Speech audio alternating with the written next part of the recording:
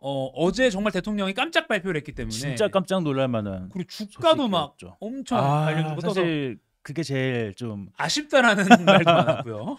아무튼 동해 석유와 가스가 매장돼 있을 가능성이 높다. 어제 윤 대통령이 직접 발표했습니다. 네, 이 윤석열 대통령은요, 네. 이 포항 영일만 앞바다에서 막대한 양의 석유와 가스가 매장돼 있을 가능성이 높다라는 탐사 결과가 나왔다라고 네. 직접 발표했습니다. 사실 이게 기존에 동해에서 이 가스전을 이제 개발을 했었잖아요. 과거에 2021년에 생산을 마쳤었는데 그 주변에 이 석유와 천연가스가 더 매장됐을 거다라고 판단을 하고 지난해 2월 이 심층 분석을 이 전문기관에 맡겼고 이 영일만 앞바다에 최대 140억 배럴 규모의 원유와 가스가 매장돼 있을 가능성이 높다라는 결과를 받았다고 합니다. 윤 대통령은요, 이 유수의 연구기관과 전문가들도 이 검증을 했다. 이 산자부의 탐사 시추 계획을 승인했다라고 밝혔습니다. 네. 이 140억 배럴이라는 게 어느 정도 규모예요? 전 잘 감이 안 오는데. 네, 일단 이 140억 배럴 탐사 자원량이라는 건데요. 그러니까 이게 이 탐사 자료 해석을 통해서 산출한 매장량이기 때문에 아직 시추를 통해서 직접적으로 실제로 묻혀 있는 양이라고 볼 수는 없는 거긴 합니다. 추정입니다. 네, 맞습니다. 자, 이해하기 쉽게 이제 안덕수 산자부 장관이 이렇게 설명을 했는데요. 이 삼성전자 시총 5배 규모다라고 설명을 했고, 자, 정부에 따르면 이 가스 자원량은 최대 12억 9천만 톤, 그리고 석유는 42억 2천만 배럴이다라고 했는데, 이것도 쉽게 표현을 해보자면 가스 같은 경우에는 우리나라가 29년 동안, 그리고 석유는 최대 4년 동안 쓸 수 있는 양이라고 합니다. 자, 전 세계 석유 매장량을 보면 베트남이 44억 배럴, 남수단이 37억 배럴 정도인데 각각 24번째, 25번째거든요. 그러니까 현재 추정량대로라면 우리나라가 세계 25위 수준의 산유국이 될 수도 있다는 거죠. 네.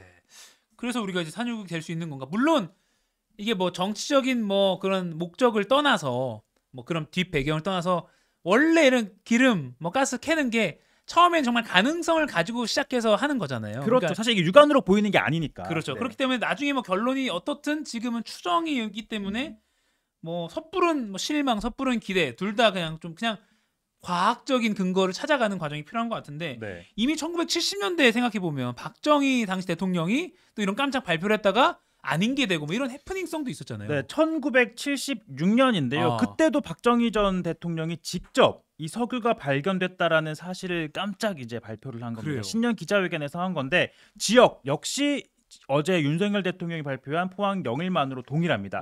이 KTV 자료 영상을 어제 한번 찾아봤더니 당시 발표 장면이 있더라고요. 한번 볼까요? 네. 작년 연말 12월 초라고 기억을 합니다만 우리나라 영일만 부근에서 우리나라에서는 처음으로 석유가 발견된 것은 사실입니다. 이것은 우리나라 기술진에 의해서 오랜 탐사를 한 결과 또 시추를 한 결과 한 서너 개 공을 시출했는데 그중에 한 군데에서 가스와 석유를 발견을 했습니다. 물론 나온 그 양은 소량이었지만은 우리나라에서 처음으로 석유가 발견이 됐다. 또 지하 약 1,500m 부근에서 석유가 발견이 된 것입니다. 한 몇 도라무 정도 나왔는데 이것을 갖다가 우리 키스트에서 여러 가지 그 성분을 분석한 결과는 질이 매우 좋은 그런 석유다 하는 그런 결과도 판명이 되었습니다. 와, 지금 이거 최종혁 기자가 직접 KTV 찾아본 거 아니에요? 아카이브를 제가 어제 뒤져봤습니다. 여러분 아침에 사실 이게 제일 유명했던 게 당시 조간 보일까요? 일면에 이렇게 영일 뭐죠? 얼굴 가까이 영일서 양질의 석유 발견. 네, 이렇게 당시 일면 사진, 일면 신문 기사가 많이 나왔었죠. 영일서 양질의 석유 발견. 제 얼굴 가려야 되네요. 네. 가려주세요 좀. 예. 네. 그렇군요. 네, 이제 양질의 석유가 발견됐다라고 이제 당시 박정희 전 대통령이 깜짝 공개를 한 건데 하지만 다들 결과는 아시다시피 해프닝으로 끝이 났죠.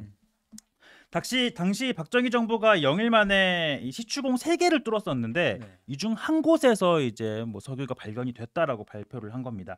자, 그런데 당시 발견됐던 석유를 이 민간 정유회사에 좀 성분 분석을 해봤더니 근데 당연히 원유라면 뭐 휘발유, 경유, 등유, 증유, 가스 이게 골고루 나와야 되잖아요. 네네. 근데 이 인위적인 정유 과정을 거쳐야 하는 경유의 비중이 좀 압도적으로 많이 나왔다는 겁니다. 그러니까 유추해 보건대 당시 이 시추를 하는 과정에서 사용된 경유가 흘러나온 것이냐, 혹은 뭐 경유 비중이 굉장히 높은 독특한 이 구조의 뭐 원유 극소량이 하필 그 시추 지점에서 있었던 게 아니냐라는 정도로 이제 좀 마무리가 되긴 했었죠. 그렇군요. 그 기억이 있기 때문에 이번에도 사실 이제 국민들이 차분한 것 같아요. 막 그게 들뜬 분위기는 아니고 그때도 했다가 가능성에 도전했다가 아니었으니까 이번에도 네. 뭐 아직은 좀 지켜보자 이런 분위기 같아요. 그러다 보니 많은 분들이 좀 차분하게 보자, 그러니까요. 지켜보자 이런 여론이 있는 것 지금 저희 같은데, 댓글도 그렇고요. 근데 이번에는 정부가 이 심층 분석을 맡긴 게 아무래도 이 70년대보다는 좀 아무래도 뭐 과학 기술의 발전이나 뭐 환경들이 많이 바뀌었잖아요. 좀 그런 부분도 좀 다르다고 할 수 있는데 네. 이번에 정부가 심층 분석 맡긴 기관, 이 세계적인 심해평가 전문 기업이라고 합니다. 미국의 액트지오사라고 하는데요. 뭐 남미 같은 지역에서 이 심해 탐사에 다수 참여한 적이 있는 기업으로 알려져 있습니다. 그만큼 신뢰가 높다라고 이제 정부는 판단을 하고 있는 거고요. 다만 액트지오사도 뭐 석유, 가스가 실제로 이제 뭐 얼마만큼 있는지, 실제로 있는지 얼마만큼 있는지를 확인하기 위해서는 반드시 시추 작업은 필요하다라고 설명한 것으로 전해지고 있습니다. 그러니까 땅속 깊숙이 구멍을 파보는 그 시추가 한 번 하는데 한 1,000억 정도가 든다고 하는데 정부가 밝힌 가능성이 20%니까 한 5분의 1, 그러니까 5개 정도 뚫어봐야 이제 알 수 있을 것 같습니다. 그만큼 근데 1,000억씩인가 5,000억을 태우는 게 맞느냐, 그러니까 그런 것도 이제 다 근거를 가지고, 그러니까 이 리스크를 테이크 할 거냐 안 할 거냐 그 싸움을 할 텐데, 그러다 보니까 야권에서 경제성이 제대로 확인되기도 전에 너무 섣불리 발표한 거 아니야? 이런 비판 나옵니다. 그렇죠. 과연 이 천문학적인 돈이 들어가는 시추를 감수하고서라도 개발을 할 거냐라는 이제 그런 뭐 의문인데, 네. 자, 야당은 국면 전환용이다 이렇게 의심을 하고 있습니다.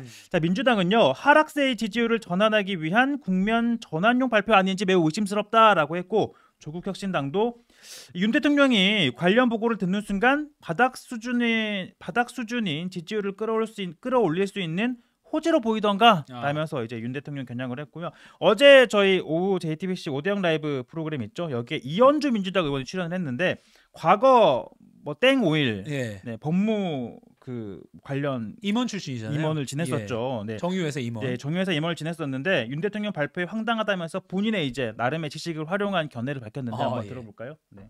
아, 정말 대통령께서 마음이 급한가 보다 이런 생각도 들고요.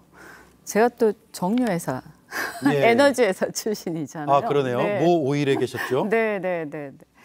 근데 우리가 보통 이 석유라든가 뭐 무슨 대륙봉 뭐 그동안 많은 얘기들이 있었잖아요. 근데 보통 우리가 자원을 얘기를 하면 뭐 무슨 뭘 발견을 했다, 뭐 그다음에 또 뭐 막대한 양의 뭐 석유와 가스를 발견했다 막 해도 그게 실제로 말이죠.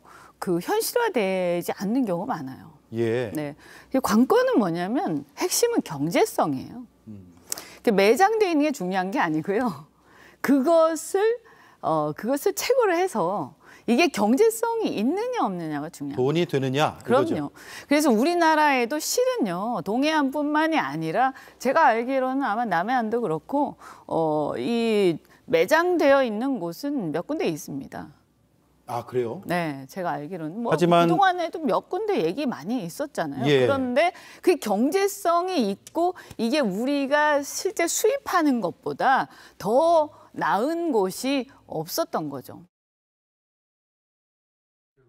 근데 좀 신기한 게 오대영 라이브가 JTBC 오후에 방송하는 거잖아요. 네. 게스트는 사실 그날 섭외한 건 아닐 거 아니에요. 그렇죠. 사실 미리 섭외를 해놓죠. 미리 섭외했는데 마침 그날 그 이현주 의원이 그 모 오일의 임원 출신이다. 네. 그러니까 좀 풍성한 얘기가 나왔습니다. 그렇죠. 네. 네. 정말 신기합니다.